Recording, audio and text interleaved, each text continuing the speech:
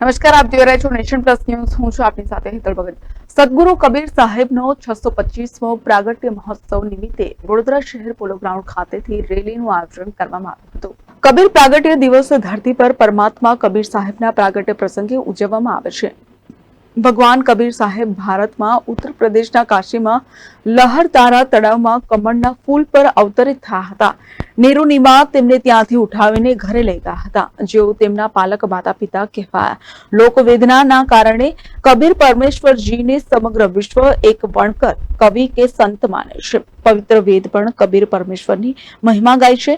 પવિત્ર ઋગ્વેદ મંડળ 9 સૂક્ત 94 મંત્ર 1 અને મંડળ 9 સૂક્ત 96 મંત્ર 17 થી 20 માં લખ્યું છે કે પરમેશ્વર આ ધરતી પર સશરીર આવે છે અને પોતાનું જ્ઞાન દોહાઓ અને લોકોક્તિઓના માધ્યમથી સમગ્ર વિશ્વને આપ્યું. ત્યારે સંત સમ્રાટ સદગુરુ કબીર સાહેબનો 625મો પ્રાગટ્ય મહોત્સવ સંવત 2078 ના જ્યેષ્ઠ સુદ 13 તથા 14 નિમિત્તે શોભાયાત્રા નીકાળવામાં આવી હતી. વડોદરાના વિસ્તારોમાં ફરી હતી, ત્યારે માંજલપુર કબીર મંદિર ખાતે પહોંચી હતી અને ત્યારબાદ આનંદ આરતી, ભજન સત્સંગ, સંત ભોજન ભંડારાના કાર્યક્રમનું આયોજન રાખવામાં આવેલ હતું અને દર્શન સત્સંગનો કાર્યક્રમ પણ રાખવામાં આવ્યો, જેને લઈને કબીર ધર્મના તમામ ભાઈઓ બહેનો મોટી સંખ્યામાં જોડાયા હતા.